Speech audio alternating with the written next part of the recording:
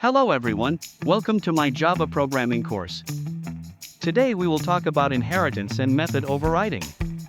Inheritance is a great feature that allows you to create several child classes from one main parent class. In these child classes, you can override methods from the main parent class. Additionally, you can create methods in the parent class and then simply call them through objects of the child classes. To demonstrate inheritance, let's create a class called people where we will declare a variable for the name. We'll create a constructor with a parameter to set the name using the command we are already familiar with. Additionally, we'll create a method that will be overridden in the child class. In this method, we'll write a message that will be displayed in case the method is not overridden.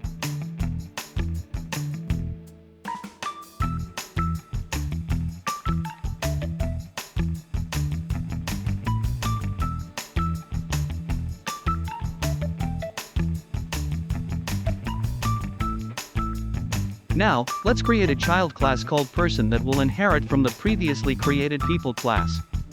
To implement inheritance, you need to use the keyword extends followed by the name of the class you want to inherit from. Next, you need to create a constructor in the person class. Within the body of this constructor, you should call the constructor of the parent class using the super keyword. This will allow you to pass the necessary parameters to the parent class's constructor. If you have created a constructor in the parent class, it's mandatory to call the parent class's constructor in the child class constructors using the super keyword. If the parent class constructor has parameters, you need to pass the child class variables for those parameters inside the parentheses after the super keyword. Now, let's override the method from the parent class. To override it, you need to define the method with the same name and signature as it is in the parent class and then write new commands in its body.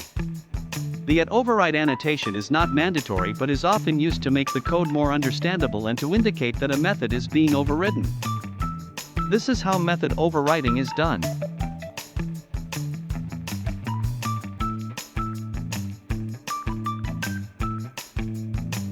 Now, in the class with the main method of the program, we create an object from the child class.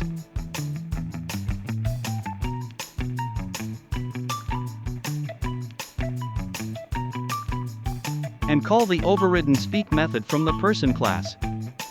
Here's how it works. By calling the constructor of the people class from within the person class constructor, we set the name variable in the people class. When the program runs, it first checks if the method from the parent class has been overridden in the child class. If so, the overridden method will be called, otherwise, the method from the parent class will be executed. Now, let's create a method in the parent class that we will not override in the child class to demonstrate that this method will be called through the object of the child class.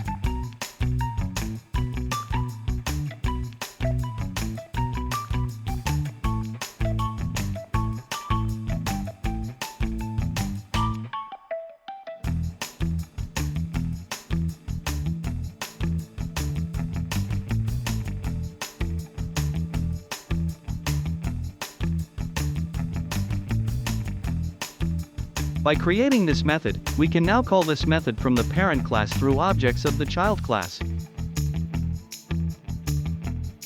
We'll demonstrate this by calling the created method in the same way we called the speak method. Here's how we can see that the method from the parent class was called, and we can also observe that the name we entered during the object creation was stored in the name variable of the parent class due to the call to the parent class constructor in the child class constructor.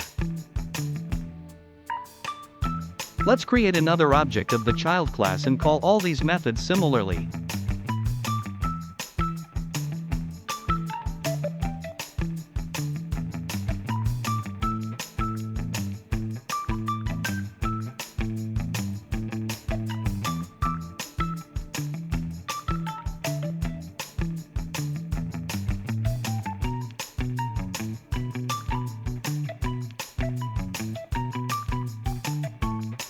Now we have information about our two people. It's also important to remember that in Java, you cannot inherit from multiple classes in a single class. A class can only inherit from one other class. Therefore, inheritance is useful when you need to implement multiple classes that share common behavior with different implementations of the same methods, or to avoid repeating the same code by creating a method in a parent class that can be used by all child classes. Now, try writing code where you create classes and apply inheritance and method overriding. Thank you for your attention, and see you in the next lessons.